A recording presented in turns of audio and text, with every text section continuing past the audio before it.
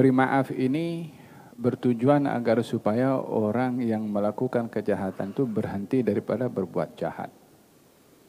Bila justru dia berterusan melakukan kejahatan, jadikan bentuk maaf itu dalam bentuk mengambil sikap adil. Yang berbuat jahat karena dihukum berdasarkan dengan kejahatan. Tapi yang menghukum bukan kita.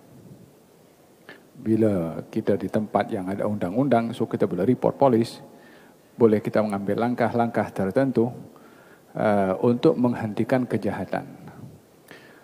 Menghentikan kemaksiatan itu satu perbuatan baik.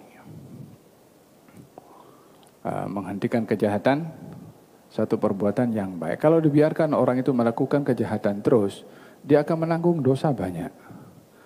Jadi tetap memberi maaf, tapi jangan membiarkan orang itu berterusan melakukan kejahatan atau memijak kepada yang memberi maaf. Nah, Habib, apa yang dimaksudkan dengan maaf? Macam mana kita nak tahu kita sudah betul-betul memaafkan seseorang? Ada dua perkara dalam memberi maaf.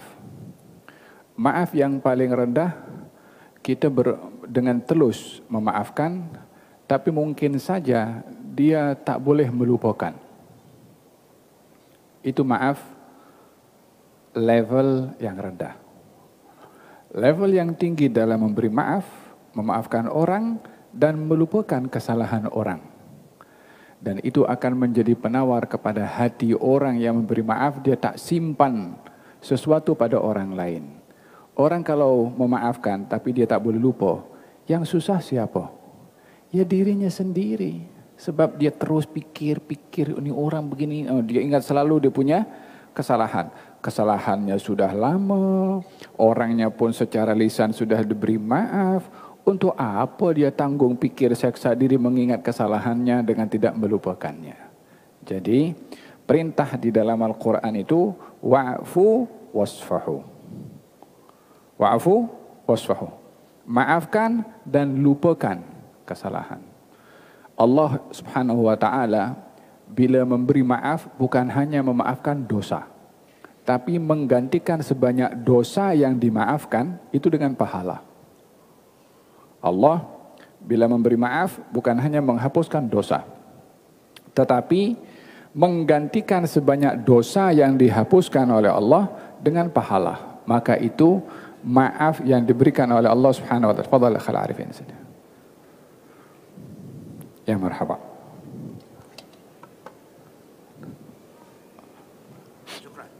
Barakallahu fiik. Ini Sayyid Arifin bin Abbas Al-Habsyi. Keluarga atau pangkat pak saudara dengan saya, mak saudara. Idan dalam Al-Quranul Karim Allah Subhanahu wa taala menyebutkan tentang perintah maaf dan melupakan kesilapan.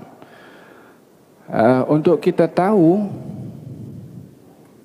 adakah kita betul-betul memaafkan adalah berusaha untuk tidak mengingati kesalahannya. Tapi kalau dia memaafkan, dia ingat balik kesalahan terus, dia tidak kurang telus di dalam memaafkan.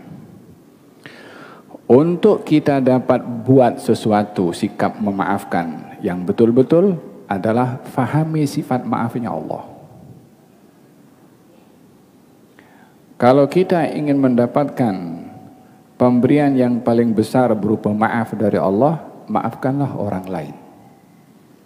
Apa saja kita nak dapat dari Allah, buat benda sama pada orang. Allah akan buat benda yang sama kepada kita. Fa ahsin kama ahsanallahu ilaik. Berbuatlah kamu ihsan seperti mana Allah berbuat ihsan kepada kamu. Kenapa kebelakangan ini ada ustaz-ustaz yang berkata tak ada talqin semasa pengemudian jenazah, hanya tazkirah sahaja. Apa pandangan Habib? Ya, memang ada dua pandangan. Pandangan yang membenarkan talqin seperti Imam Nawawi. Imam Nawawi membenarkan talqin. Dan beliau menyebutnya juga dalam kitab Al-Azkar, saya ingat. tentang talqin. Diambil daripada dalil baginda Rasulullah sallallahu alaihi wasallam ketika mengebumikan salah seorang sahabatnya, beliau bersabda, "Sallallahu li akhikum at-tathbit fa innahu al-ana yus'al." Mintalah kamu kepada Allah agar supaya Allah memberikan kepada saudara kamu yang wafat at-tathbit. Apa itu tathbit? Betul dalam menjawab soalan mungkar dan nakir. Berdasarkan dengan hadis itu diambil pemahaman bahwasanya seseorang yang meninggal dunia ditalkinkan bukan dalam bentuk seakan-akan dia hidup balik di hadapan kita cakap dengan dia. Dalam bentuk doa, hanya bentuknya ikhbar, macam kita bercakap dengan orang itu. Sebab perintahnya, mintalah kepada Allah untuk saudara kamu. Barulah di talqin itu dikatakan, kalau datang kepada kamu dua malaikat mungkar dan nakir, kamu jangan takut. Dan adakah mayit itu dengar? Ya, mayit itu dengar. Apa buktinya mayit itu dengar? Dalam hadis Nabi Muhammad sallallahu alaihi wasallam, ketika Nabi itu meletakkan mayat-mayatnya orang-orang kafir dalam perigi Badar, kemudian Nabi panggil kepada mereka, "Wahai Abu Jahal, wahai fulan, wahai fulan, wahai fulan, adakah kamu sudah dapati apa yang Allah janjikan untuk kamu?" Mereka sudah mati. Sayyidina Umar ada di sebelah Nabi. "Ya Rasulullah, engkau berbicara dengan orang mati." Kata Nabi, "Ya Umar, pendengaran mereka lebih tajam daripada pendengaran kamu." So, orang yang meninggal dunia mendengar. Bahkan pendengarannya lebih tajam daripada orang yang hidup. Dalam hadis Nabi juga, Nabi bersabda, orang itu kalau mengebumikan orang lain, lalu pergi meninggalkan tanah pekuburan, mayit itu boleh mendengar suara langkah kaki orang ketika meninggalkan tanah pekuburan. Yani suara selipar itu melangkah balik, mayit yang dalam kubur itu boleh dengar. Kita yang di atas pun tak dengar. Menunjukkan betapa tajamnya pendengaran orang yang sudah meninggal dunia. Idan, adakah kalau orang bercakap seperti itu mayit itu dengar? Ya, dengar sebagaimana hadis yang saya sebutkan tadi. Idan, ketika mentalkinkan sedemikian adalah dalam bentuk doa agar supaya Allah membantu mayit tadi dapat menjawab soalan mungkar dan nakir. Pendapat yang kedua mengatakan tidak. Jadi memang ada dua pendapat yang kita pegang selalunya di Nusantara ini adalah adanya talqin, mengikut pendapat Imam An-Nawawi. Bolehkah bersedekah dengan barang kepunyaan orang lain? Contohnya, bapa mewakafkan barang kepunyaan anak lelaki kepada orang lain tanpa memberitahu anak tersebut. Tak boleh. Nak bersedekah, nak berwakaf, nak berhebah barang yang dimiliki. Nak berzakat barang yang dimiliki, harta yang dimiliki. Kalau harta milik orang, tak berhak kecuali tuan empunyanya yang melafazkan wakaf, zakat dan seumpamanya. Karena memberi sesuatu kepada orang itu adalah yang dimiliki. Al-milkiyah mesti ada, kepemilikan mesti ada. Kalau bersedekah dengan harta orang lain, maka semua orang yang bersedekah dengan harta orangnya tidak diperbolehkan.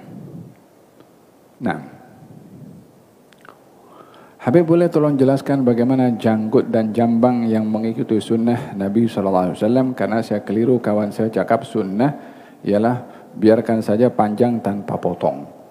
Kita dalam janggut ini namanya yang dikatakan lehyah, ini bagian bawah. Ini dikatakan al-lehyah, janggut. Nabi bersabda, arhu al-liha, Arkhu, biarkan janggut itu memanjang. Arkhu itu kalau kain daripada atas dijatuhkan ke bawah, itu namanya irkha, yakni menjatuhkan sesuatu. Kalimat arkhu, menjatuhkan, difahami bila dinisbahkan kepada janggut, itu dibiarkan panjang. Madhab al-Imam Abu Hanifah memahami dengan zahir hadis itu, sehingga mereka memanjangkan janggutnya dan tidak memotongnya dan tidak mencukurnya, dibiarkan panjang. Bahkan mereka berpendapat larangan untuk mencukur janggut, hatta sikit. Apa sebabnya? Sebab perintahnya adalah perintah memanjangkan janggut. Oleh sebab itu kita nampak orang panjang dengan janggut kan sampai dada sini kan. Dia berpegang kepada zahirul hadis, khususnya madhab al-Imam Abu Hanifah. Madhab yang lain seperti madhab al-Imam Syafi'i juga mengatakan memanjangkan janggut itu sunnah. Memanjangkan janggut sunnah. Ya, ini memanjang tanpa dicukur. Namun tidak dilarang untuk mencukurnya.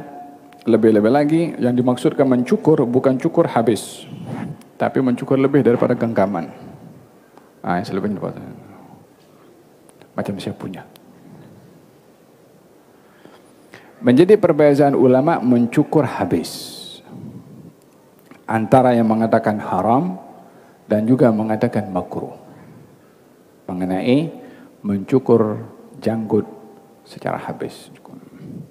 Wallahu ta'ala alam. Iqra.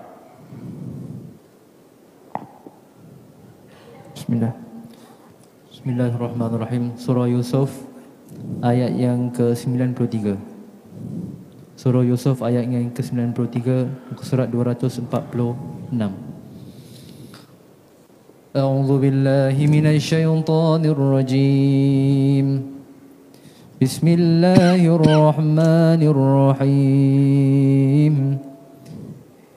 اذهبوا بقميصي هذا فألقوه على وجه أبي يأت بصيرا وأتوني بأهلكم أجمعين ولما فصلت العير قال أبوهم إني لأجد ريح يوسف لولا أن تفندون قالوا تالله إنك لفي ضلالك القديم فلما أن جاء البشير ألقاه على وجهه فارتد بصيرا قال ألم أقل لكم إني أعلم من الله ما لا تعلمون قالوا يا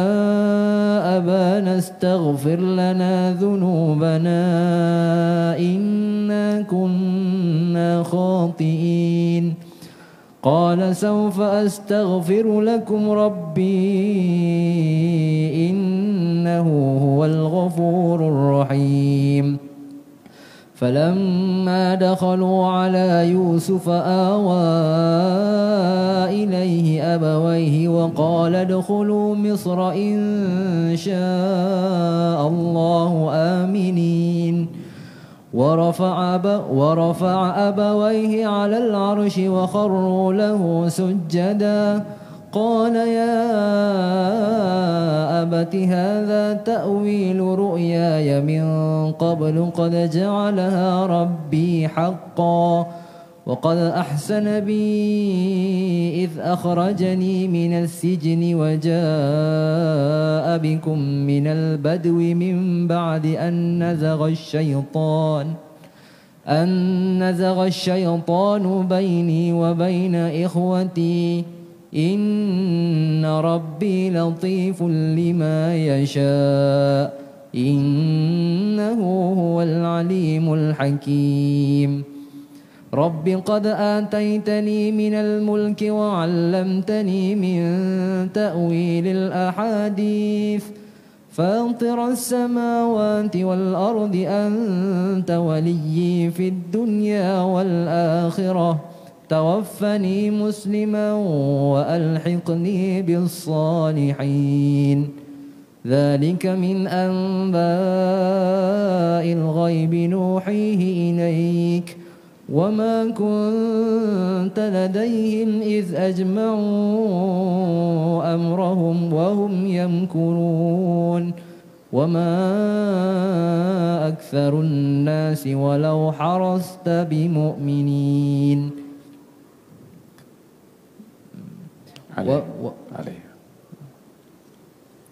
Maksudnya, pergilah dengan membawa bajuku ini, kemudian letakkan pada muka ayahku supaya ia dapat melihat, dan selepas itu bawalah kepadaku keluarga kamu semuanya. Dan semasa kafilah mereka meninggalkan Mesir menuju ke tempat bapa mereka di Palestin, berkatalah bapa mereka kepada kaum kerabatnya yang ada di sisinya, sesungguhnya aku ada terbau akan bau Yusuf. Jika kamu tidak menyangka aku sudah nyanyok, tentulah kamu akan percaya. Mereka berkata, demi Allah, sesungguhnya ayah masih berada dalam keadaan tidak siumanmu yang lama. Maka sebaik-baik sahaja datang pembawa khabar berita yang menggembirakan itu, dia pun meletakkan baju Yusuf pada muka Nabi Yaqub. Lalu menjadilah ia celik kembali seperti sedia kala. Nabi Yaqub berkata, bukankah aku telah katakan kepada kamu, sesungguhnya aku mengetahui dengan perantaraan wahyu dari Allah akan apa yang kamu tidak mengetahuinya. Mereka berkata, wahai ayah kami, mintalah ampun bagi kami akan dosa-dosa kami, sesungguhnya kami adalah orang-orang yang bersalah. Nabi Yaqub berkata, aku akan meminta ampun bagi kamu dari Tuhanku, sesungguhnya dialah jua yang maha pengampun lagi maha mengasihani. Maka ketika mereka, yakni Nabi Yaqub dan keluarganya masuk ke Mesir menemui Yusuf, Yusuf segera menyambut serta memeluk kedua ibu bapanya sambil berkata, masuklah kamu ke negeri Mesir, insya-Allah kamu berada dalam keadaan aman. Dan ia dudukkan kedua ibu bapanya bersama-sama di atas kerusi kebesaran. Dan setelah itu mereka semuanya tunduk memberi hormat kepada Yusuf. Dan pada saat itu berkatalah Yusuf, wahai ayahku, inilah dia tafsiran mimpiku dahulu. Sesungguhnya Allah telah menjadikan mimpiku itu benar, dan sesungguhnya ia telah melimpahkan kebaikan kepadaku ketika ia mengeluarkanku dari penjara, dan ia membawa kamu kemari dari desa sesudah syaitan dengan hasutannya merosakkan perhubungan antaraku dengan saudara-saudaraku. Sesungguhnya Tuhanku lemah lembut takbirnya bagi apa yang dikehendakinya. Sesungguhnya dialah yang maha mengetahui lagi maha bijaksana. Wahai Tuhanku, sesungguhnya engkau telah mengurniakan daku sebahagian dari kekuasaan, yakni pemerintahan, dan mengajarku sebahagian dari ilmu tafsiran mimpi. Wahai Tuhan yang menciptakan langit dan bumi, engkau penguasa dan pelindungku di dunia dan di akhirat. Sempurnakanlah ajalku ketika mati dan dalam keadaan Islam, dan hubungkanlah daku dengan orang-orang yang soleh. Kisah Nabi Yusuf yang demikian ialah dari berita-berita yang gaib yang kami wahyukan kepada kamu, wahai Muhammad. Sedang engkau tidak akan bersama-sama mereka semasa mereka sekata mengambil keputusan hendak membuang Yusuf ke dalam perigi, dan semasa mereka menjalankan rancangan jahat terhadapnya untuk membinasakannya. Dan kebanyakan manusia tidak akan beriman walaupun engkau terlalu ingin supaya mereka beriman. Bismillah, alhamdulillah, salatu wassalamu ala sayyidina Rasulullah Muhammad bin Abdullah wa ala alihi wa sahbihi wa man walah wa ba'du. Nawaina ta'allum wa ta'lim, tadhakkura wa tadhkir wa naf'a wal intifa' wal ifada wal istifada wal hath ala tamassuki bi kitabillah sunnati nabiyhi wad dalalati ila al khair wad du'a ila al huda ibtigha'a maradatillahi wa qurbihi wa thawabihi, amin Allahumma amin. Masih kita dalam episode Nabi Yusuf alaihi salam.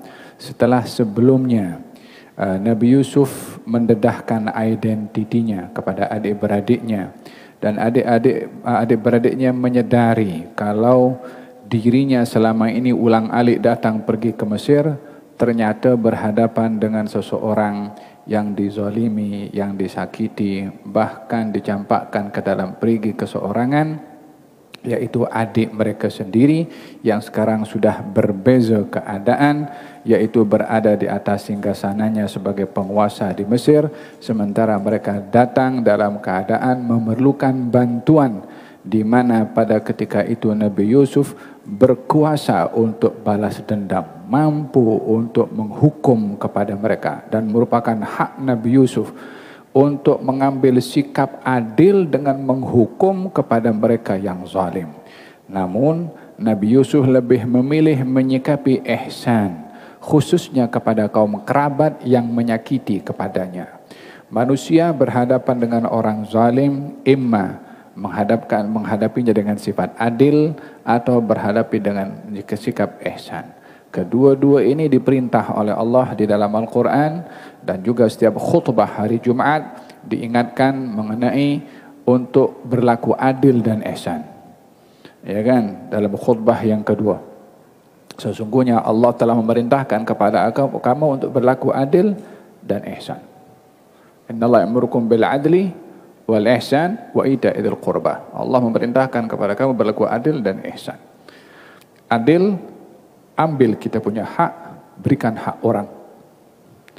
Ihsan, memberikan hak orang lebih daripada sepatutnya. Memulai kebaikan kepada orang dan bukan menunggu orang berbuat baik dulu kepada kita. Memaafkan tanpa menuntut balas, itu adalah bahagian daripada ihsan. Innallaha katabal ihsana ala kulli syai'. Allah itu memerintahkan untuk berlaku ihsan ke atas segala sesuatu. Para anbiya bila dihadapkan dengan dua keadaan dan dua-dua itu diperbolehkan, maka mereka akan memilih yang terbaik. Adil baik, ihsan lebih baik. Maka Nabi Yusuf mengambil sikap ihsan. Tidak menuntut balas, tidak menghukum walaupun mampu, tetapi lebih kepada memaafkan. Oleh hal yang dikatakan la tathriba, yakni tiada dosa bagi kamu, aku maafkan kamu, kata Nabi Yusuf. Demikian juga baginda Rasulullah sallallahu alaihi wasallam ketika berhadapan dengan situasi di mana Nabi melihat Sayyidina Hamzah yang sudah dibunuh dan dibelah dadanya, diambil jantungnya, dilukai telinganya. Nabi melihat keadaan seperti itu, Nabi marah dan geram. Katanya, aku balas mereka lebih daripada apa mereka lakukan dengan 70 orang daripada mereka. Maka turun firman Allah. Katanya, wa in aqabtum fa'aqibu bimithli ma uqibtum bih wa la in sabartum lahuwa khairun lis-sabirin. Wasbir wa ma sabruka illa billah. Kalau kamu ingin membalas, balaslah sesuai dengan perbuatan mereka, adil. Tetapi kalau kamu bersabar, maka demikian itu lebih baik bagi orang yang bersabar. Berarti ada dua pilihan. Adil, hukum sesuai dengan perbuatan. Ihsan dengan bersabar. Itu lebih baik bagi kamu. Maka Nabi mengatakan saya bersabar. Yakni memilih pilihan yang dinilai oleh Allah lebih baik daripada pilihan yang pertama. Walaupun kalau ikut emosi, memang nak ambil tindak balas. Nabi Yusuf pun demikian. Ketika berhadapan dengan dua pilihan, beliau memilih yang terbaik bukan baginya, tapi di sisi Allah Subhanahu wa taala. Tentunya pahala yang diberikan oleh Allah lebih besar daripada apa yang menjadi pilihan kepada diri sendiri.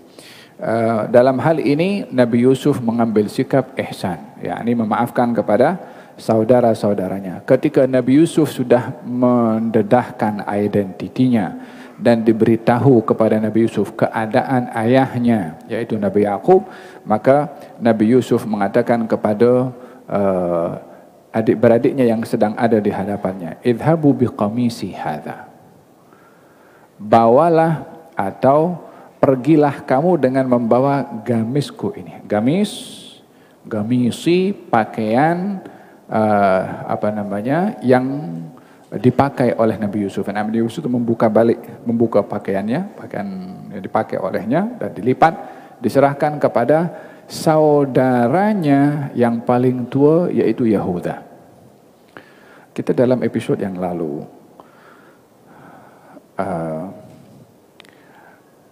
ketika Bunyamin itu ditahan oleh Nabi Yusuf, adik-beradik Nabi Yusuf atau abang yang paling tua yang berjanji kepada Nabi Yakub untuk membawa balik adiknya yang paling kecil, namun tidak berjaya karena adiknya sedang ditahan oleh Nabi Yusuf. Maka Yahuda ini enggan untuk bersemuka dengan ayahnya karena tidak dapat menepati janji untuk membawa adiknya yang bungsu. Maka dia pun mengatakan, aku akan tunggu di sini. aku tak ada tak ada muka nak jumpa dengan ayah, malu. Aku dah janji nak bawa adik bungsu, tapi sudah kena tangkap. Maka aku tak boleh nak jumpa dengan ayahku bagi tahu adik kena tangkap. Sehingga ayahku memaafkan aku atau Allah hukum aku, katanya. Maka dia pun tunggu di Mesir, adik-beradik yang lain kembali. Dan ada beberapa orang yang ada di Mesir. Yahuda itu juga adalah orang yang membawa pakaian Nabi Yusuf ketika masih kecil, yang diambil dan dituangkan darah serigala, dan dikatakan kalau itu darahnya Nabi Yusuf. Kan dia tipu ayahnya. Katanya, wahai ayahku, sesungguhnya kami bermain dan Yusuf kami tinggalkan di tempat barangan kami lalu dimakan oleh serigala. Kalau kamu tak percaya, inilah baju Yusuf. Ada darah di situ, tapi darahnya bukan darah Nabi Yusuf. Yang beritahu demikian itu Yahuda. Yahuda abang sulung. Maka Nabi Yusuf diminta oleh Yahuda. Katanya, wahai Yusuf, dahulu aku tipu ayahku dengan membawa bajumu yang palsu dengan pakaian dengan darah yang tak betul. Aku saat ini biarlah aku yang menggantikan penipuan aku dahulu ketika menunjukkan pakaian yang tak betul. Sekarang aku akan bawa pakaianmu yang betul untuk aku berikan kepada ayahku. Jadi seakan-akan menggantikan kesilapannya dulu dengan perbuatan yang sama. Kalau dulu bawa pakaian dengan darah tipu, sekarang nak bawa pakaian benar-benar pakaian yang menjadi penyelamat dan menjadi penawar kepada ayahnya. Maka diberikanlah pakaian itu kepada Yahuda dan dibawa oleh Yahuda daripada Mesir menuju ke Palestin. Idhabu biqamisi hadha. Pergilah kamu dengan membawa gamisku ini. Fa'alquhu fi wajhi abi. Dan campakkan, letakkan di wajah ayahku. Ya'ti basira. Dia akan boleh melihat. Maksudnya, aku akan berdoa kepada Allah dengan wasilah gamis yang aku pakai ini. Ketika diletakkan di wajah ayahku, aku berdoa kepada Allah, semoga ayahku boleh melihat kembali. Makna ayat itu tafsirannya seperti itu. yakni gamis itu dibawa dan Nabi Yusuf berdoa dengan harapan Allah memberikan kesembuhan kepada ayahnya melalui gamis dan juga doanya Nabi Yusuf kepada Allah Subhanahu wa taala. Wa'tuni bi ahlikum ajma'in, dan datangkan dengan keluarga kamu semua. Ini perintah Nabi Yusuf. Walamma fasalatil 'iru qala abuhum, ketika baju itu pakaian gamis itu dibawa oleh Yahuda daripada Mesir menuju ke Palestin, keluar daripada pintu atau pagar Mesir, keluar daripada pagar Mesir, qala abuhum, ayah mereka, yakni ayahnya Nabi Yusuf dan adik-beradiknya, katanya, inni la ajidu riha Yusuf, saya ini dapat menghidu baunya Yusuf. Saya dapat menghidu baunya Yusuf. Laula an tufannidun, kalau bukan oleh karena kamu menganggap saya ini nyanyuk. yakni Nabi Yakub sedar kata-katanya ini akan dianggap merepek oleh anak-anaknya. Kalaulah memang mereka semua tahu kalau Nabi Yusuf hidup, macam mana boleh dikatakan Nabi Yakub yang ada ribuan kilometer daripada Mesir boleh menghidu bau pakaiannya Yusuf? Kalaupun dikatakan mereka tahu kalau Nabi Yusuf hidup, ini mereka meyakini Nabi Yusuf sudah tidak ada. Ayahnya pun masih mengatakan, aku menghidu baunya Yusuf. Laula al-tufannidun, kalau kamu tidak menganggap aku sebagai seorang yang nyanyuk, barulah anak benaknya mengatakan innaka lafi dhalalikal qadim, engkau ini dalam dalam sifat kamu yang dahulu yang keliru, yakni masih mempertahankan apa yang kamu fikirkan tentang Yusuf yang sudah wafat, sudah tidak ada lagi. Kenapa engkau masih berfikir dengan fikiran yang lama itu? Nabi Yusuf sudah tidak ada. Adik-beradiknya mengatakan demikian, sementara Nabi Yakub mengatakan tidak. Kita dalam hal ini ada beberapa hal. Yang pertama, tahu itu, ini permisalan ya, permisalan saja, permisalan. Contoh, tahu polis itu kalau bawa anjing untuk periksa, untuk tengok apa namanya, dadah di bag atau di pocket. Ya kan, kita pernah pergi ke satu tempat lah, pergi satu negara. Katanya jangan bergerak semua, anjing nak pergi lalu. So kita pun diamlah, macam tu kita pun takutkan najis juga. Itu bag taruh bawah semua, anjing tu lalu macam tu saja. Okey. Clear. Oh, manusia ambil petunjuk daripada anjing. Daya hidunya anjing, hidung anjing itu menghidu. Adakah anjing itu hanya menghidu dadah saja? Dia menghidu daging, dia menghidu ayam, dia menghidu apa namanya, air, dia menghidu macam-macam aroma yang boleh dicium itu oleh anjing. Macam mana boleh bezakan anjing mana dadah, mana bukan? Sehingga kalau anjing begitu, ada something wrong lah pada bag tu. Sehingga polis pun juga menggunakan anjing sebagai petunjuk. Siapa yang bagi hidung anjing itu boleh untuk membezakan mana dadah, mana bukan? Ya kan? Kadang-kadang digunakan anjing untuk mencari orang yang lari di tengah-tengah hutan situ. Macam mana anjing boleh menghidu orang itu? Kenal pun tidak. Macam mana boleh tahu? Kalau begitu, apa mustahilnya? Ini baru binatang. Ini Allah cerita Nabi. Takkan binatang punya kekuatan seperti itu. Manusia sebagai makhluk yang mukarram, musyarraf, muazzam indallah, tak boleh punya kelebihan yang lebih daripada apa kelebihan yang Allah berikan kepada binatang. Faham tak? Ternyata sekarang ini terbukti, saintis tengah menjelaskan bahwa apa yang dikeluarkan oleh manusia itu, dia tidak hilang. Hatta kata-kata ini, saya punya cakap ini, dia akan menjadi gelombang yang kita tak nampak. Hanya tinggal perlu alat untuk mengesan balik apa saya cakap. Walaupun sudah tidak ada saya bercakap sekarang, tadi kalimatnya saya cakap, mana boleh dapat wujudnya. Tapi sedang dicari.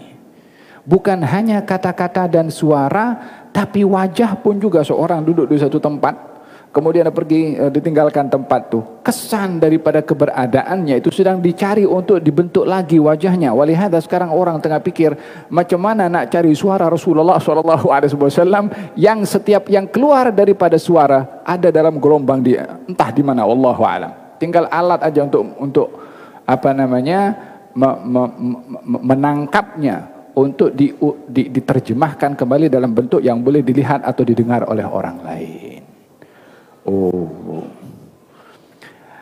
Kalau saintis bercakap kita percaya. Quran bercakap sudah. Kan begitu. Ini perbezaannya, keistimewaan yang ada pada orang beriman. Kita ini kena mesti dahulu percaya dengan hati, walaupun akal tak boleh paham. Karena kita ini dimuliakan oleh Allah bukan hanya dengan akal saja, tapi dengan iman. Akal, semua orang punya akal. Iman, tak semua orang beriman. Fahim dong. Oleh sebab itu kata Nabi Yaqub mengatakan, inni la ajidu riha Yusuf. Saya boleh menghidu baunya Yusuf. Ini secara saintis terbukti ya. Apatah lagi berbentuk karamah, apatah lagi berbentuk mukjizat. Jangan tanya lagi dah. Karena ini terkait dengan hal pemberian yang luar biasa diberikan oleh Allah kepada orang-orang yang dipilih oleh Allah Subhanahu wa taala. Sayyidina Umar bin Khattab radhiyallahu anhu wa ardhah berada di Madinah Al-Munawwarah, tengah menyampaikan khutbah Jumaat. Time tengah khutbah Jumaat, dia panggil, ya Sariyah, hati-hati di belakang gunung. Wahai Sariyah, hati-hati di belakang gunung. Sariyah ini satu sahabat yang dihantar oleh Sayyidina Umar untuk berperang dalam jarak ratusan mungkin ribuan kilometer. Jauh. Kata sahabat, ini Sayyidina Umar tengah khutbah Jumat panggil saya, apa hal?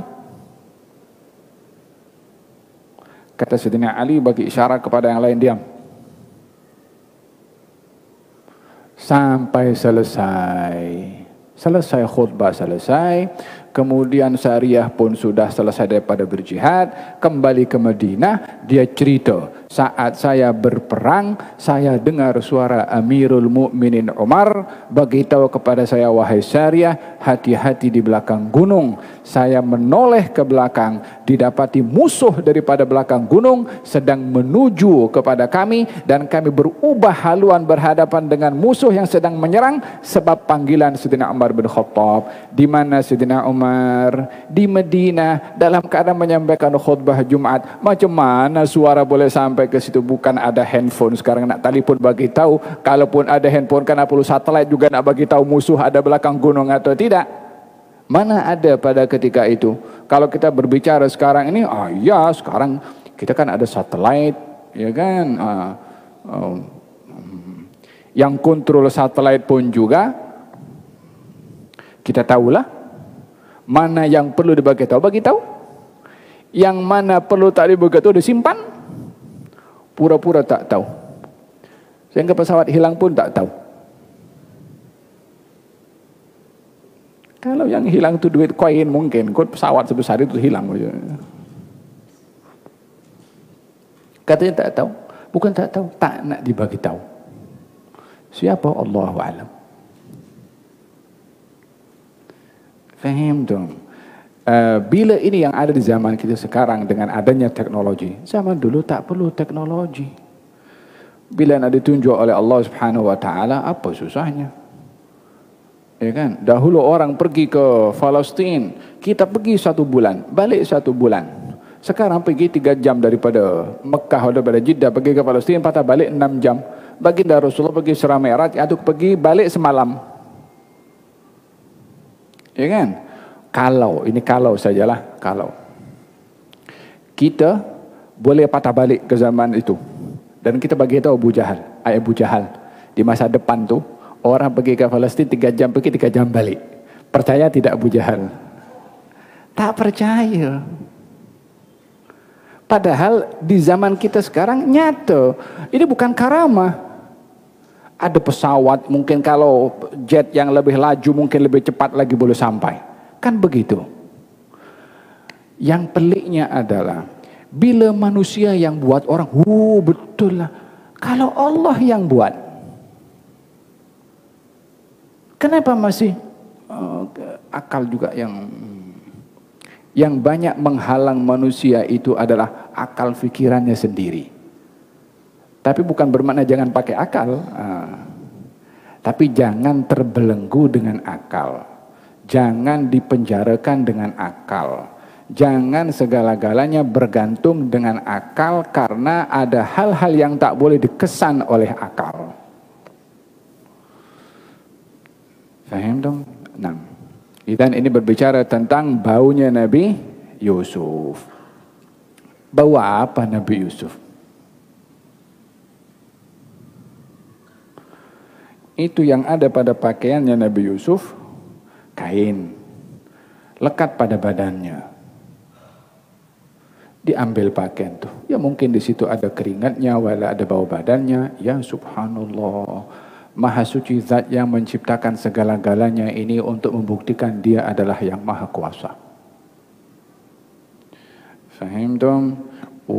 Baju itu ketika dibawa oleh saudara Nabi Yusuf dan diletakkan di wajahnya Nabi Yaqub, fartadda basirah, ya'ti basirah, Nabi Yusuf boleh melihat, tentunya dengan izin Allah Subhanahu wa taala. Wasilahnya adalah baju Nabi Yusuf. Pada baju Nabi Yusuf tu ada bahan kimia ke? Ada ubat tetes mata ke? Baju kain lekat pada badannya, diberikan kemudian jadi penawar. Ini namanya barakah. Ini namanya kesembuhan yang Allah beri hatta melalui apapun juga. Dan ini konsep daripada at-tabarruk. Konsep daripada tabarruk. Kalau baginda Rasulullah SAW ketika meninggal dunia, pakaiannya itu disimpan oleh Ummu Salamah. Pakaiannya disimpan oleh Ummu Salamah. Katanya kalau ada orang sakit, diambil baju Nabi itu dituangkan dan diperas. Airnya diminumkan kepada orang sakit. Sahabat itu tak ada dokter kah masa itu? Ada tidak ubat-ubatan yang ada pada waktu itu? Ada. Nabi berubat. Nabi ketika sakit berubat. Kenapa itu Ummu Salamah dia obati orang dengan air perasan daripada pakaiannya Nabi, daripada jubahnya Nabi? Kenapa tak suruh orang sakit pergi ke dokter? Itu yang sakit pula. Ada apa pasal datang pergi kepada Ummu Salamah? Ummu Salamah dokter? Bukan. Punya klinik? Tidak. Untuk apa datang pergi ke Ummu Salamah? Nak cari penawar melalui berkat. Datangnya sembuh dengan pelbagai. Ada orang yang pergi minum ubat Panadol, tak hilang juga sakit kepalanya. Ada orang tak minum, dia sembuh. Ada satu dokter tu bagi tahu sama saya. Ada orang dia sakit. Kerap kali datang sakitnya sama terus. Akhirnya dia dokter yang ini dokter yang cerita, bukan dia buat, tentang yang lain. Diambil tepung, tahu tepung? Tepung dibuat dibuat macam pil. Dia kata ini the best medicine. Dia kata yang minum obat ini pasti sembuh. Bawa balik rumah minum. Dia balik, betul lah sembuh. Tepung. Kadang-kadang kesembuhan itu datang bukan daripada apa yang kita buat. Yang tak ada kaitan langsung pun juga. Karena yang menyembuhkan bukan barang itu. Yang menyembuhkan Allah Subhanahu Wa Taala. Orang tak berubat kadang-kadang sembuh. Berubat kadang-kadang tak sembuh. Bukan bermakna tinggalkan berubat, tidak. Tetapi berkeyakinan yang mendatangkan penyembuhan itu adalah Allah Subhanahu Wa Taala. Melalui ubat atau melalui ubat. Dalam hal ini, ubat melalui at-tabarruk. Mengambil berkat. Seperti mana Ummu Salamah tadi peras baju Nabi SAW diminumkan kepada orang sakit, sembuh dengan izinnya Allah. Di dalam Al-Quranul Karim Allah Subhanahu Wa Taala jadikan wasilah kemenangan bagi Bani Israel dalam berperang pakaian, tongkat dan juga pecahan daripada Allah yang dibawa oleh Nabi Musa. Quran bercerita demikian. Inna ayata mulkihi an ya'tiyakumut tabut fihi sakinatu min rabbikum wa baqiyatun mimma taraka alu Musa wa alu Haruna tahmiluhul malaikah. Tanda kepimpinannya Talut akan datang kepada kamu tabut. Tabut itu kotak. Di dalam tabut itu ada sakinah, ketenangan.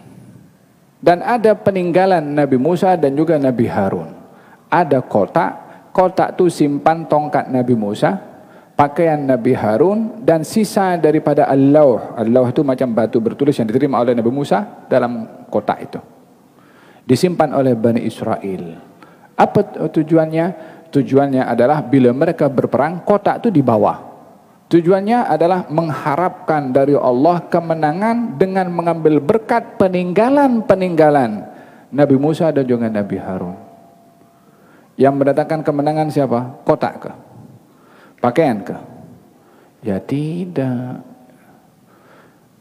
Itu wasilah untuk mendapatkan kemenangan yang diberikan oleh Allah Subhanahu Wa Taala. Itu namanya tabarruk. Tabarruk itu mengambil berkat daripada sesuatu yang mulia untuk diberi berkat oleh Allah Subhanahu Wa Taala. Bukan barang itu terus dengan sendirinya memberi berkat. Tak ada apa-apa yang memberikan berkat, manfaat atau mudarat kecuali Allah Subhanahu Wa Taala. Dan itu keyakinan ahli sunnah wal jamaah dan juga ahli tasawuf ketika mengambil berkat. Faham dong? Ala Sayyiduna al-Imam Syafi'i. Al-Imam Syafi'i. dalam kitab Manaqib Al-Hanabilah saya ingat. Menghantarkan anak muridnya Ar-Rabi' daripada Mesir ke Baghdad untuk berjumpa dengan Imam Ahmad ibn Hanbal. Dihantarkan surat. Dibawa oleh Imam Ar-Rabi' sampai ke Baghdad waktu subuh dan salat di masjid bersama Imam Ahmad ibn Hanbal. Selesai salat, dihampiri, diserahkan surat itu. Kemudian ditanya oleh Imam Ahmad ibn Hanbal, kamu buka surat ini? Katanya tidak. Baru dibuka surat itu oleh Imam Ahmad ibn Hanbal, dibaca. Lalu menangis Imam Ahmad ibn Hanbal. Kata Imam Ar-Rabi' mengatakan, apa gerangan wahai Imam? Katanya dalam surat ini diberitahukan kalau Asy-Syafi'i bermimpi bertemu dengan Rasulullah SAW, memberitahukan kepadanya, sampaikan kabar gembira kepada Imam Ahmad ibn Hanbal dengan didahului musibah yang akan ia hadapi dan dia akan menuju kepada aku. Yani aku akan menunggu dia. Yani maksudnya Nabi akan menunggu kedatangannya Imam Ahmad ibn Hanbal bila meninggal dunia akan disambut oleh Nabi SAW. Maka Imam Ahmad ibn Hanbal menangis. Karena menangisnya karena kabar gembira tadi. Kan itu kan sampaikan kabar gembira yang menyampaikan Nabi SAW. Cuma tidak direct kepada Imam Ahmad bin Hanbal. Walihada mimpi ini adalah mimpi baik. Baik kita yang melihat atau orang lain melihat tentang kita. Itu adalah warid. Kenapa dalam mimpi itu bukan Imam Ahmad bin Hanbal? Kedua-duanya adalah sama. Karena kabar itu disampaikan melalui mimpi, baik kepada orang bermimpi atau melalui orang lain supaya disampaikan kepada orang tersebut. Kedua-duanya bukan perkara yang tidak berlaku. Boleh berlaku saja kepada sesiapa. Walihada kata Imam Ahmad bin Hanbal memberitahukan kepada Imam Ar-Rabi'. Lalu kemudian Imam Ahmad buka bajunya. Diberikan hadiah kepada Imam Ar-Rabi'. Apa sebabnya? Sebab dia bawa berita gembira. Dibawa balik kepada Imam Syafi'i. Kata Imam Syafi'i mengatakan, apa yang ia lakukan? Katanya dia menangis dan memberitahukan apa isi kandungan surat itu. Lalu apa yang dia beri kepada kamu? Katanya diberikan pakaian. Yang dia pakai ke? Katanya yang dia pakai. Kata Imam Syafi'i, boleh aku minta pakaian itu? Bukan untuk aku ambil. Tapi untuk diambil berkatnya. Diambil oleh Imam Syafi'i, diletakkan pada banyak macam ni. Al-Imam Syafi'i ambil berkat daripada Al-Imam Ahmad ibn Hanbal. Ya kan? Kalau zaman kita sekarang, pakaian je, apa ini? Kan benang saja dengan... Yang hanya tengok kepada luarannya, ya memanglah ini kertas biasa. Kalau kita tengok, oh ada Quran, ya kita cium. Kan tengok siapa yang punya. Faham dong? Ini berlaku kepada Nabi Yusuf, berlaku kepada Nabi Yaqub, berlaku kepada Nabi Musa, berlaku kepada Nabi Harun, berlaku kepada Nabi Muhammad, berlaku kepada kita punya Imam Syafi'i dan Imam Ahmad bin Hanbal. Masih ada orang ragu-ragu lagi masalah berkat ini. Nak bukti apa lagi? Quran cakap, hadis cakap, ulama cakap. Masih ada juga orang yang komplain pasal berkat. Tak mau ambil berkat, jangan ambil, tak apa. Jangan komplain orang ambil berkat. Faham tu? Naam. La ilaha illallah. Qal balamma wasalat al-fasalat al-iru qala abuhum inni la ajidu riha Yusuf lawla an tufannidun qalu tallahi innaka la fi dhalalikal qadim falamma anja al-bashir alqahu ala wajhihi fartadda basira. Ketika pembawa kabar gembira yaitu Yahuda tadi yang bawa gamis Nabi Yusuf meletakkan pakaian itu ke wajahnya, ya subhanallah. Tak boleh ke Nabi Yusuf itu mengatakan, Ya Allah, sembuhkan mata ayahku. Kenapa pula pakaiannya itu dibawa? Bukan dibawa saja diletakkan di kakinya, kepala diletakkan di hadapannya, atau di pangku ke. Tak, kena mesti kepada wajahnya, kena lekat, kena menyentuh. Supaya kita belajar bahwasanya mengambil berkat itu adalah salah satunya dengan bersentuhan. Kalau salah seorang bernama Sawad ibn Ghaziyah. Sawad ibn Ghaziyah. Dalam peperangan Badar, baginda Rasulullah pegang tongkat macam ni, meluruskan saf. Sawad berdiri dalam saf tapi tak lurus. Maka Nabi gunakan tongkat tu, dia dorong ke belakang macam tu. Ya Sawad, luruskan saf kamu. Maka didorong seperti itu, dia Sawad mundur ke belakang, katanya, ya Rasulullah, engkau bikin sakit aku. Dan engkau adalah memerintahkan kepada kita untuk berlaku adil, untuk menuntut qisas kalau orang itu dizalimi. Saya menuntut qisas daripada engkau. Oh, nak tuntut qisas daripada Rasulullah SAW. Apa yang dilakukan oleh Nabi? Kamu tak tahu kau saya Rasulullah? Dia kata macam tu kan? Beliau contoh. Bila berkata sesuatu, beliau akan praktis apa yang dicakapkan. Beliau adalah orang pertama yang akan menunjukkan apa yang dicakapkan mesti ditegakkan. Kata Nabi, ambillah kisah, diangkat dia pakaiannya Nabi. Sebab Nabi ketika tusuk dengan tongkatnya itu kena kepada kulitnya. Maka diangkat pakaian Nabi SAW. Sawad langsung pergi dan juga peluk Nabi SAW. Gal apa, ingin mengambil berkat. Faham tu? Gal falamma anja al-bashir alqahu ala wajhi fartadda basira. Boleh melihat, kata Nabi Yaqub mengatakan kepada anak-anaknya. Setelah dapat melihat dengan pakaian tadi, katanya, alam aqul lakum inni a'lamu minallahi ma la ta'lamun. Bukankah aku dah cakap kepada kamu, aku ini tahu apa yang dari Allah yang kamu tak tahu. Bukankah aku sudah cakap? Kita cakap, yang paham siapa? Orang yang mendengar percakapan. Penilaian orang mendengarkan percakapan itu dengan apa? Dengan akal fikirannya. Ketika akal fikiran itu dijadikan dasar untuk menimbang segala-galanya, maka dia tak akan pandang siapa yang bercakap. Hatta Nabi pun bercakap diukur dengan akal fikirannya. Masuk di akal kita terima, tak masuk di akal kita tolak.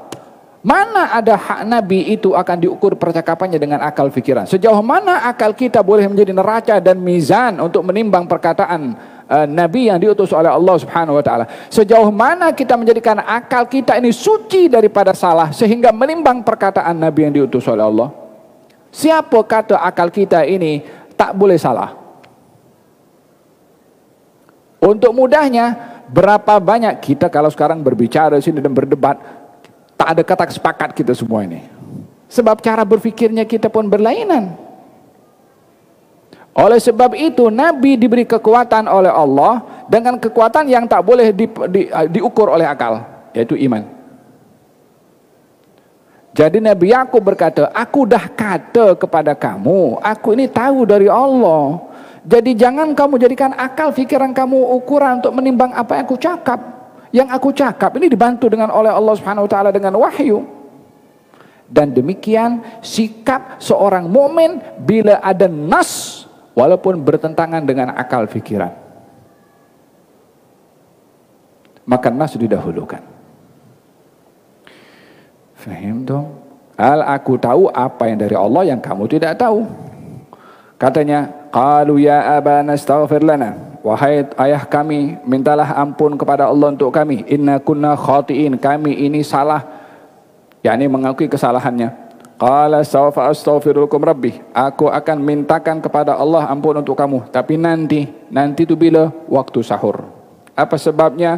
Disebabkan waktu paling tepat beristighfar adalah waktu sahur.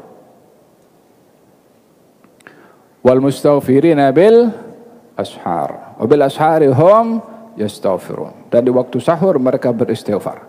Nabi Yakub memilih waktu yang paling tepat untuk beristighfar. Untuk anak-anaknya memilih di waktu sahur. Innahu huwal ghafurur rahim. Falamma dakhalu ala Yusufa, ketika mereka masuk kepada Nabi Yusuf. Perintah Nabi Yusuf kan dua, bawa gamis dan bawa mereka balik datang kepada aku. Maka dibawalah mereka, Nabi Yakub dan juga adik anak beranaknya, kemudian dengan mak saudaranya Nabi Yusuf dibawa balik. Dakhalu ala Yusufah, masuk kepada Nabi Yusuf, awa ilai, disambut oleh Nabi Yusuf. Di mana disambut? Di pintu masuk bandar. Yani kalau pintu masuk ke bandar itu ada main entrance, ditunggu di situ oleh Nabi Yusuf, disambut. Dan di sini tidak dapat diungkapkan kata-kata apa yang berlaku pada waktu itu karena sudah momentumnya waktu itu adalah perasaan dan juga emosional. Tak dapat nak digambarkan. Adakah menangis ke? Kita kalau jumpa kawan, kita kalau tengok macam-macam perjumpaan orang dengan orang lain setelah sekian lama tak jumpa. Ada orang jumpa dengan yang lain setelah tak lama tak jumpa mungkin dengan berjabat tangan saja. Ada yang berjabat tangan lama. Sehingga apa kabar 10 kali tanya apa kabar. Karena ungkapan perasaan gembira ketika bertemu. Ada yang dengan berpelukan sesaat, ada berpelukan lama, tak lepas-lepas. Ada berpelukan dengan cium dahi, ada cium pipi, ada yang sambil menangis. Semua itu ekspresi atau ungkapan perasaan di dalam yang pelbagai. Adapun hakikatnya di dalam hanya Tuhan punya badan yang tahu. Dan dalam sini kita terhenti entah apa kata-kata yang sesuai nak menggambarkan tentang pertemuan Nabi Yakub dengan Nabi Yusuf setelah sekian lama, dan diungkapkan kesedihan perpisahan itu dengan tangisan yang tak terhenti sampai mata tak boleh melihat. Itu kesedihan yang luar biasa. Bila orang berjumpa dengan orang yang dirindui luar biasa itu, maka di sini kata-kata terhenti. Tak boleh lagi nak diungkapkan macam mana. Faham dong? Dan tentunya rasa gembira itu menjadi ubat. Oleh sebab itu kalau orang sakit ingin cepat sembuh, hibur biar dia happy. Tapi jangan bawa berita yang tak elok. Oh, penyakit kamu ini bahaya ini. Habis dia. Kebanyakan orang yang kena COVID kemudian meninggal dunia ini, perasaan takutnya yang bikin dia makin teruk pada sakitnya. Al-Imam Ahmad ibn Hanbal sakit, diziarahi oleh Imam Syafi'i. Imam Ahmad punya seronok ketika diziarahi Imam Syafi'i, dia sembuh setelah Imam Syafi'i balik. Imam Syafi'i yang melihat Imam Ahmad bin Hanbal terkesan dengan sakitnya Imam Ahmad bin Hanbal, sedih dia, balik ke rumahnya, dia sakit. Tengok macam mana dia punya kesan dalaman kan. Imam Ahmad mendengar Imam Syafi'i sakit, dia pergi ziarah. Selepas ziarah Imam Syafi'i sembuh karena melihat Imam Ahmad sembuh. Katanya, maridhal habibu fazurtuhu. Orang yang saya kasihi sakit, maka saya berziarah kepadanya. Fasyufiyal habibu maridhal habibu fazurtuhu fasyufiya min nadharihi ilaih. Dia sembuh karena tengok saya. Yani maridhal habib, orang yang saya kasihi sakit, saya ziarahi, dia sembuh karena tengok saya. Famaritu zarani al-habib. Saya ketika melihat orang yang saya kasihi itu sakit, saya balik rumah, saya yang sakit.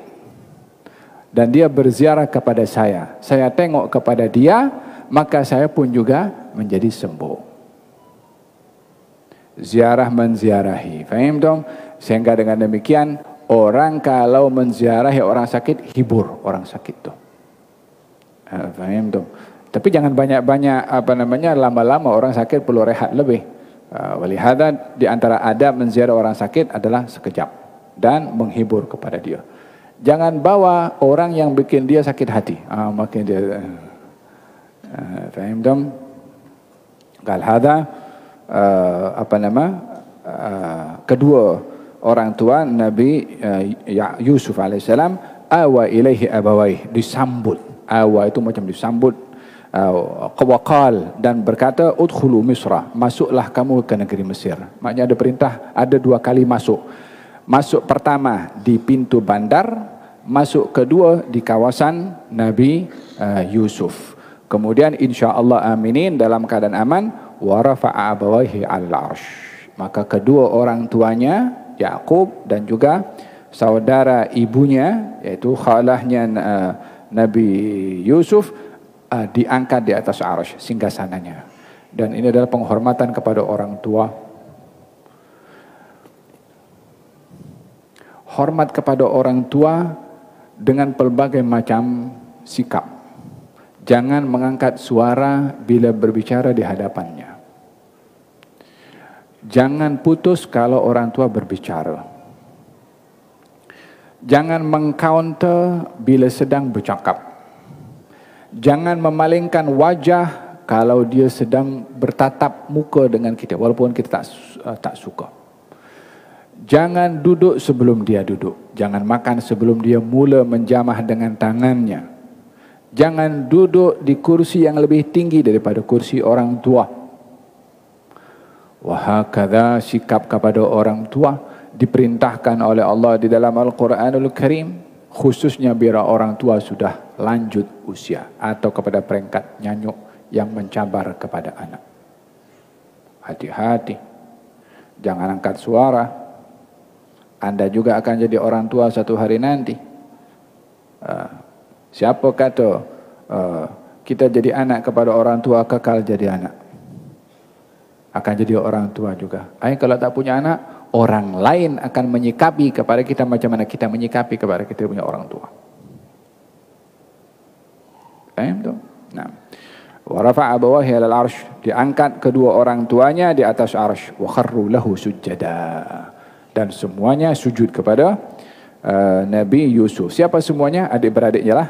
Baru Nabi Yusuf mengatakan, ya abati, qala ya abati, wa qala ya abati hadza ta'wilu ru'yaya min qablu. Wahai ayahku, inilah takwil mimpi saya dulu, mimpi tentang 11 planet itu yang sujud itu kan. Qad ja'ala rabbi haqqan wa qad ahsana rabbi id akhrajani minas sijni wa jaa'a bikum minal badwi min ba'di an nazagha asyaitanu baini wa baina ikhwati inna rabbi latifun lima yasha innahu huwal alimul hakim. Demikian episod di mana Nabi Yusuf alaihissalam berjaya mendatangkan ahli keluarganya, dan ini bahagian daripada perhatian kepada ahli keluarga, bukan hanya orang tua, adik-beradik dan kaum kerabat. Laisal wasil bil mukafi, kata baginda Rasulullah. Bukanlah orang yang menyambung tali silaturrahim itu kepada orang yang menyambung. Keluarga kita baik dengan kita, kita pun baik kepada dia. Ini silaturrahim yang biasa. Dia berbuat baik, kita berbuat baik kan, perkara biasa. Tapi orang yang menyambung silaturrahim itu kepada orang yang memutuskan. Dia putuskan, kita sambung. Dia tak datang, kita datang. Nanti pula kata orang bertanya tadi, nanti kita dipijak Habib. Lebih baik orang pijak, jangan sampai kita kehilangan pahala. Iya kan? Kata baginda Rasulullah ketika didatangi oleh seorang sahabat, ya Rasulullah, saya ini ada kerabat. Saya beri dia, dia tak beri saya. Saya berbuat baik kepada dia, dia tak berbuat kepada saya. Saya sambung kepada dia, dia tak mau sambung kepada saya. Kata baginda Rasulullah, Allah sentiasa akan membela kepada kamu bila mana kamu kekal menyikapi kepada keluarga kamu dengan sikap kamu itu. Dan seakan-akan kamu melemparkan debu kepada wajah mereka, kalau mereka tetap dengan sikap mereka yakni orang yang menyambung tali silaturahim kepada orang yang memutuskan, dia ditemani dengan bantuan dari Allah Subhanahu wa taala. Dan orang yang disambung silaturahimnya kalau enggan menyambung, maka seakan-akan debu dilemparkan kepada wajahnya. Maksudnya adalah mereka adalah orang-orang terhina di sisi Allah Subhanahu wa taala. Itu hakikat silaturahim, menyambung kepada yang memutuskan. Kalau menyambung dengan orang yang menyambung, biasa saja ya. Habib cakap senang Habib, tapi kalau sudah berhadapan dengan realiti Habib, kita nampak muka dah geram. Kalau perlu Habib itu kita nampak rumah fulan tu kalau pusing 1 kilometer tak apa pun juga. Yang penting tak mau lewat depan rumah orang yang la haula wala quwwata illa billah. Kenapa hawa nafsu kena dipenuhi dengan hasrat kemahuannya? Apa yang hawa nafsu boleh bagi kepada anda dengan hanya dipenuhi kemauannya? Tak ada apa pun. Hanya rasa puas hati yang tak wujud hakikat kepuasan. Faham tu? Hadza silaturahim. Wallahu taala alam bisawab. Minta maaf hari ini panjang. Sepatutnya malam ini maulid, tetapi karena majelis penangguhan majelis taklim Tar Murtada sebelum datangnya bulan Ramadan ditangguhkan ke hari Jumat hadapan, jadi tak ada 2 kali maulid. Kali ini kita kelas, minggu depan insya-Allah maulid sekaligus penangguhan majelis taklim.